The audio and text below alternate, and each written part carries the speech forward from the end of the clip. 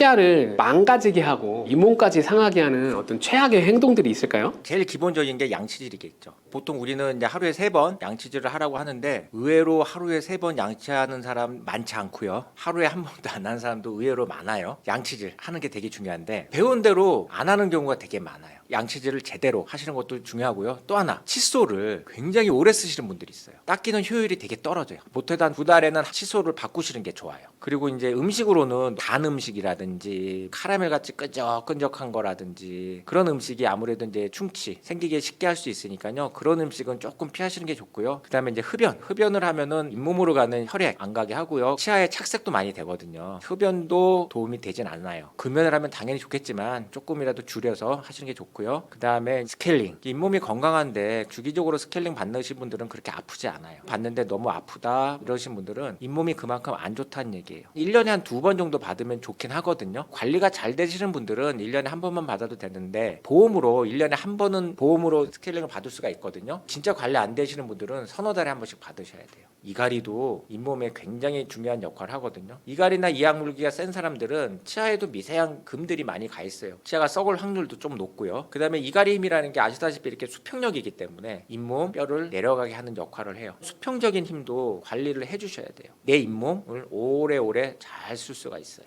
양치질만 열심히 해도 치과 안 갈 수 있어요? 유튜브 많이 보시잖아요. 이런 영상들이 많아요. 이렇게만 양치질을 하시면요 치과 갈 일이 없어요. 아까도 말씀드렸다시피 이갈이 힘, 수평력이 잇몸을 나쁘게 하거든요. 아무리 열심히 닦아도요 이 힘 관리를 하지 않으면 잇몸이 나빠지는 걸 막을 수가 없어요. 제대로 된 잇몸 관리를 하기 위해서는 세균 관리를 하고요 힘 관리를 같이 해줘야 돼요. 앞으로는 이갈이 힘도 꼭 관리를 같이 하셔가지고 건강한 잇몸 생활 하시기를 바래요. 턱관절도 치과 가서 치료를 받아야 되나요? 처음에 환자분들 턱이 아플 때 이거 어디를 가야 되지? 잘 몰라요. 관절 이렇게 생각을 하니까 정형외과 쪽으로 제일 많이 가세요. 턱관절은요 치과에서 치료를 하셔야 돼요. 가위를 오래 쓰면요 나사 부위가 헐렁해지는 느낌 아시죠? 이 가위를 어떻게 고쳐야 돼요? 여기를 조여야 된다고 말씀을 하세요. 날이 무뎌져 있으니까 헐렁거리는 거예요. 그래서 여기만 조여 놓으면은 금방 또 풀려요. 이런 가위를 제대로 고치기 위해서는 날을 갈아주고 나서 조여줘야 돼요. 그 날이라는 거는 치아 교합이 날이에요. 맞물림을 치료할 수 있는 의사는 치과 의사밖에 없어요. 그래서 턱관절을 치과에서 치료를 하는 거예요. 턱에 가장 무리한 힘이 가해질 때가 언젠가를 생각해 보세요. 이갈이가 턱관절의 가장 큰 원인 중에 하나예요. 이갈이 치료는 안 하는 데가 없어요. 다 해요. 치료를 어떻게 하느냐에 따라서 차이가 있는 거지 이갈이는 치료를 하면서 턱관절 치료는 안 하는 데가 되게 많아요. 턱관절은요 대표적인 게 소리가 많이 난다고 그러거든요. 증상이 나타나면은 치과에 가셔가지고 검사를 해보시는 게 되게 중요해요. 목에서 어깨까지 근육들이 너무 딱딱하게 굳어 있는 경우가 많은데 여기가 아픈 것도 이갈이가 원인이 될 수 있는 거예요? 여러 가지 원인이 있을 수 있어요. 우리가 안 하던 운동을 하면 다음날 근육통이 엄청 생길 거예요. 그 운동 안 하고 며칠 지나면은 멀쩡해져요.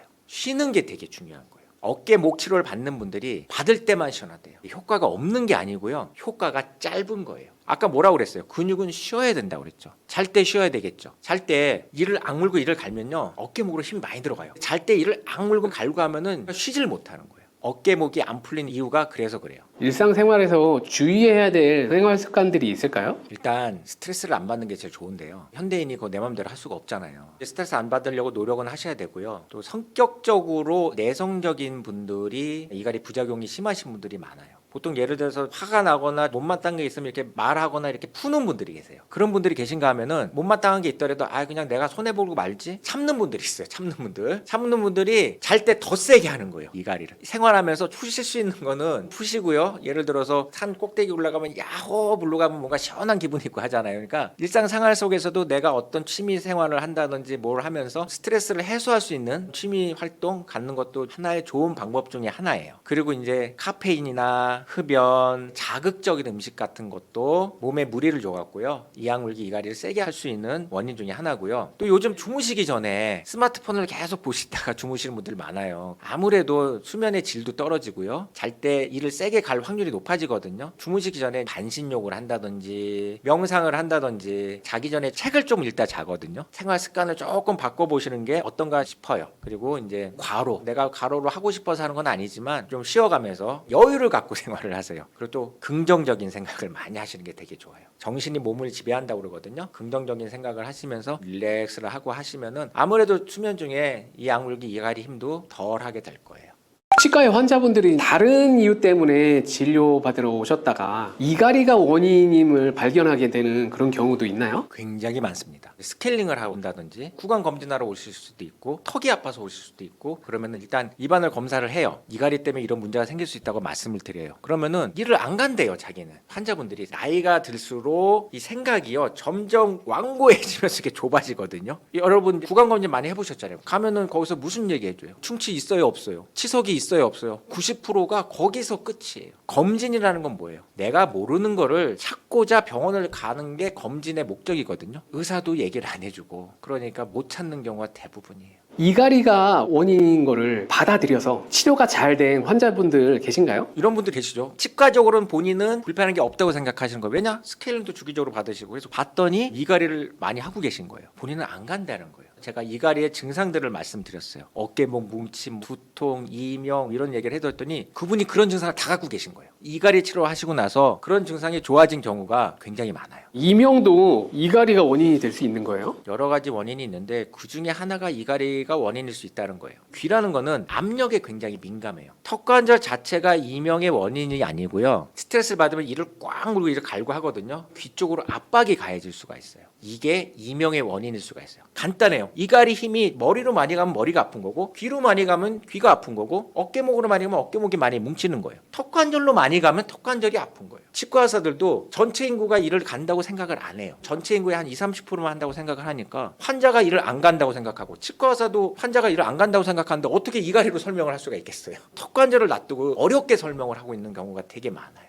이석증도 이갈이 때문에 생길 수 있어요? 이석증이 이갈이 때문에 생긴다기보다는 증상을 세게 할 수는 있겠죠. 압박이 가해지면은 그런 것도 하나의 영향을 줄 수는 있겠죠. 대부분의 치료가 보면은 증상 치료예요. 증상만을 치료하니까 치료 효과가 오래 안 가는 거죠. 이갈이 때문에 모든 게 다 나타나는 게 아니지만 이갈이가 영향을 미치는 경우가 되게 많죠. 이갈이는 어떻게 치료를 해야 되는 거예요? 예를 들어서 인터넷에서 이갈이 마우스피스 구입하는 경우가 되게 많아요. 그런 다음에 그걸 끼고 자는 거예요. 그걸 낀 채로 이를 갈 수가 없어요. 이갈이의 부작용이 더 심해져요. 절대로 그런 거 하시면 안 되고요. 장치는 치과에 가셔가지고요. 환자분의 맞춤으로 해서 만들어야 되는데 이 스플린트라는 게 종류가 여러 가지예요. 이를 잘 가게 해주는 장치를 만들어야 돼요. 보통 스플린트가 이렇게 생겼거든요. 이게 어떤 효과가 있냐면 이 두께가 있으니까 잘 때 여기까지밖에 못 물어요. 머리뼈하고 턱관절 사이에 공간을 만들어서 턱관절을 보호하는 역할을 하고요. 또 하나가 공간을 만들어주니까 아무래도 귀로 가는 힘도 덜 가겠죠. 귀에 나타나는 증상들을 완화시켜주는 역할도 하고요. 그 다음에 치아 보호하는 역할도 하고요. 제일 중요한 게 이를 부드럽게 갈게 해서 10이라는 힘이 왔다면 한 6, 7밖에 안 오는 거야. 내 몸을 편하게 해주는 역할을 해주는 거예요. 이 장치를 낀다는 건 뭐냐? 내 몸 대신 얘가 그 힘을 대신 해소해 주는 거예요. 내 몸 대신 이 장치가 대신 망가진다고 생각하시면 돼요. 그럼으로써 내 몸을 보호한다고 생각하시면 돼요. 그 다음에 보톡스도 치료 중에 하나거든요. 사각턱 보톡스를 많이 알고 계세요. 사각턱이 됐으니까 여기서 보톡스를 맞는데 거기 원장님들이 뭐라고 그러냐면은 오징어같이 딱딱한 거 먹지 말래요. 그게 원인이라는 거예요. 여기 많이 발달하신 분들 중에서요. 그런 거 안 드시는 분들 많아요. 그걸 먹고 나면은 여기가 되게 피곤하고 힘들다는 거예요. 그럼 여기가 왜 커졌을까요? 잘 때 이를 악물고 이갈 때 턱 근육의 힘이 가장 많이 가해져요. 사각턱의 원인도요. 이갈이가 큰 원인 중에 하나예요. 보톡스라는 게 움직임을 좀 약하게 하는 거예요. 그리고 잘 안 쓰다 보니까 갸름해지고 하는 거거든요. 여기만 보톡스를 맞으면은 안 돼요. 여기도 같이 맞아야 돼요. 여기 손 대보시고 어금니 앙앙 해보시면은 근육이 볼록볼록한 것도 되게 크거든요. 근데 여기만 보톡스를 맞으면 어떤 문제가 생기냐면은 얘가 힘을 더 써요. 보톡스는 무는 힘을 약하게 해서 이갈이의 부작용을 줄이는 역할을 해줘요. 저는 스플린트하고 보톡스를 같이 치료를 많이 해요. 그 다음에 이제 치아 교정도 이갈이 치료 중에 하나라고 볼 수가 있어요. 옛날에는 부종교합이 이갈이의 원인이다. 부종교합을 치료를 해야지 이갈이를 없앨 수 있다. 이갈이는요 생리적인 현상이에요. 모든 사람이 하고 있는 거고요. 부종교합이 이갈이의 원인은 아니에요. 부종교합이 있다면은 이갈이의 부작용이 더 심해지는 거예요. 그 중에 대표적인 게 개방교합이라는 게 있어요. 앞니가 이런 식으로 떠 있는 건데 이런 경우는 어금니만 닿고 있기 때문에 우리가 이를 악물고 이를 갈 때 힘이 어금니밖에 안 닿아요. 그러니까 힘이 분산이 잘 안 돼. 내 몸으로 힘이 더 많이 갈 수밖에 없어요. 또 하나는 과계교합이라고 윗니가 아랫니를 많이 덮고 있는 분들이 있어요. 이런 분들은 갇혀 있으니까 이를 갈기가 어려워요. 그러니까 부작용이 더 심해지는 거예요. 이갈이의 치료라는 거는 이를 안 갈게 하거나 못 갈게 하는 게 이갈이 치료가 아니고요. 이갈이의 부작용을 줄이는 게 이갈이 치료예요. 투명 교정이나 인비주얼 라인이라는 교정이 있어요. 어떤 분들은 그런 장치도 이갈이 장치라고 생각하시는 분들이 있거든요. 그거는 이갈이용은 아니에요. 치아 교정으로 쓴다든지 임시적으로 쓰는 건 좋은데 그걸 장기간으로 쓰는 거는 좋지는 않아요. 투명한 장치는 두께가 일정해요. 잘 때 이를 꽉 물면은 앞니가 안 닿고요. 어금니만 더 세게 닿아요. 그래서 그거를 장기간 끼게 되면은 이갈이의 부작용이 나타날 수 있어요. 이갈이용으로는 추천드리잖아요. 그렇지만 다른 용도로는 쓸 수는 있지만 그것도 이렇게 장기간 쓰는 거는 추천드리지 않고요. 유튜브나 이런 데 봐도요. 아니 이갈이가 심한데 치아 교정 할 수 있어요? 뭐 그런 거 있거든요. 상관없어요. 다 하셔도 돼요. 모든 사람이 이를 갈고 있으니까요. 이걸 위해서는 약간 여기를 희생시켜야 되는 것도 있는 거예요. 예를 들어서 우리가 껌을 씹으면은 치매 예방한다는 얘기 들어보셨죠? 그렇다고 해서 주구장창 껌만 씹으면 어떻게 되겠어요? 턱 관절은 안 좋아지겠죠. 이거를 얻기 위해서는 약간 이쪽은 희생시켜야 되는 거거든요. 그러니까 그건 일시적인 기간 동안에 하는 거기 때문에 그렇게 해서 교정을 끝내고 나서 제대로 만든다든지 하시면은 상관없어요.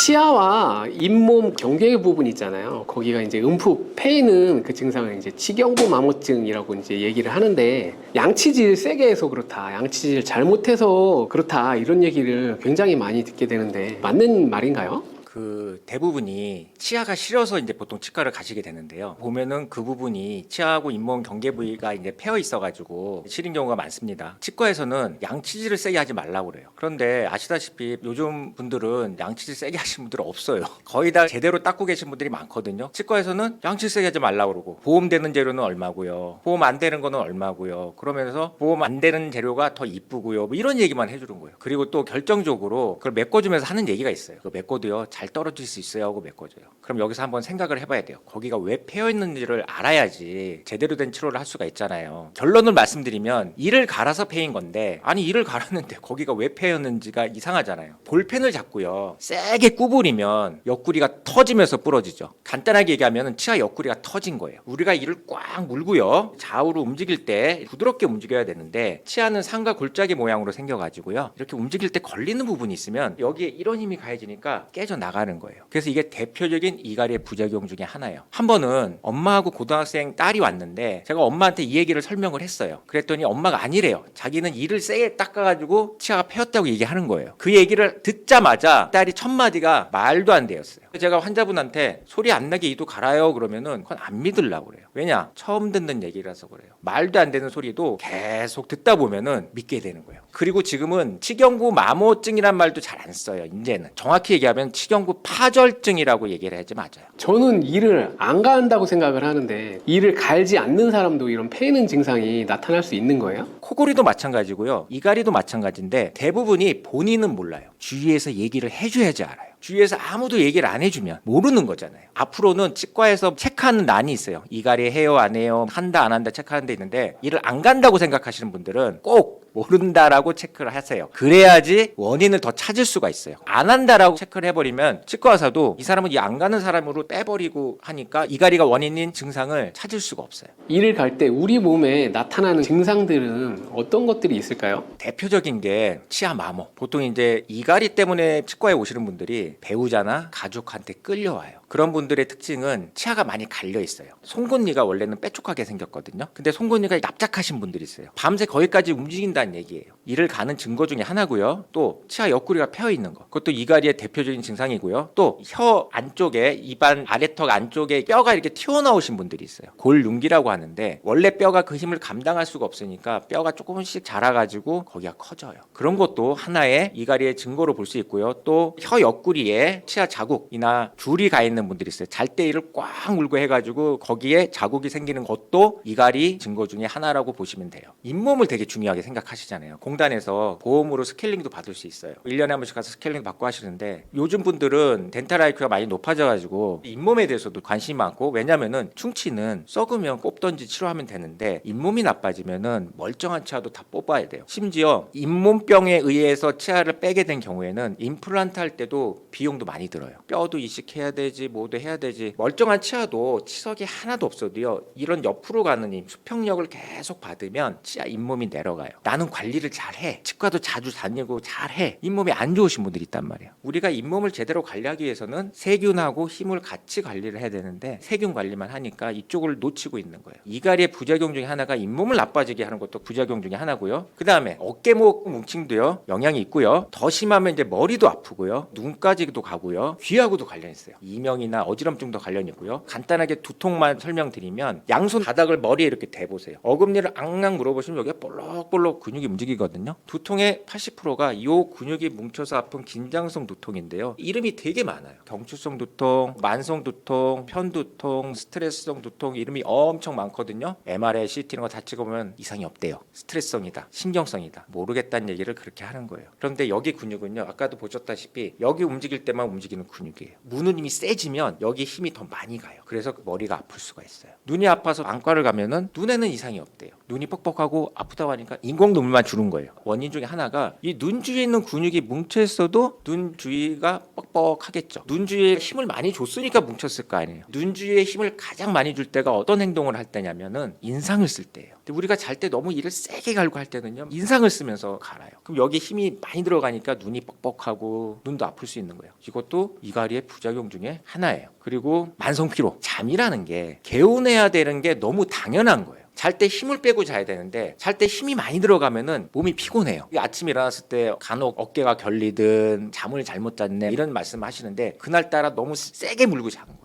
이것도 이갈이의 부작용 중에 하나라고 생각하시면 돼요. 스스로 자기가 이갈이를 하고 있는지 체크해 볼 수 있는 방법도 있나요? 간단하게 체크할 수 있는 거는요, 송곳니로 확인해 보세요. 납작한지. 그것도 하나의 체크할 수 있는 방법이고요. 아까 말씀드린 치아가 패인 부분이 있는지 치아 잇몸 상태를 보고 확인을 할 수 있고요. 또 하나가 요즘 이제 스마트폰에 보면은 이갈이 어플이 있어요. 소리를 듣고 캐치를 해서 알려주는 건데 10명이 이를 갈잖아요. 소리 안 나는 사람이 훨씬 많아요. 소리로 이갈이를 판단하는 어플은 아무 소용이 없는 거예요. 치과에서 전문적으로 이갈이 검사를 할 수 있는 방법이 하나 있어요. 그 중에 하나가 브럭스 체커라는 거예요. 이렇게 생겼는데요. 환자분 치아 본을 떠서 끼고 주무시는 거예요. 이걸 끼고 주무시면 다음날 이를 어떻게 알았는지 표시가 나요. 이를 간 부분이 벗겨져요. 눈으로 이를 어떻게 가는지 확인할 수 있는 방법인데 제가 이거 보통 어떤 분들한테 이런 검사를 하냐면요. 본인은 이를 안 간대요. 비염이 심하시대요. 그래서 입을 벌리고 주무신대요. 근데 아무리 입을 벌리고 자더라도요, 자는 내내 벌리고 잘 수 없거든요. 비염이 심하다고 하셨는데도 이갈이 검사해보면 다 이렇게 나와요. 이를 안 가는 사람들이 특징이 있어요. 우울증이 되게 심하거나 뇌에 문제가 있다는 얘기예요.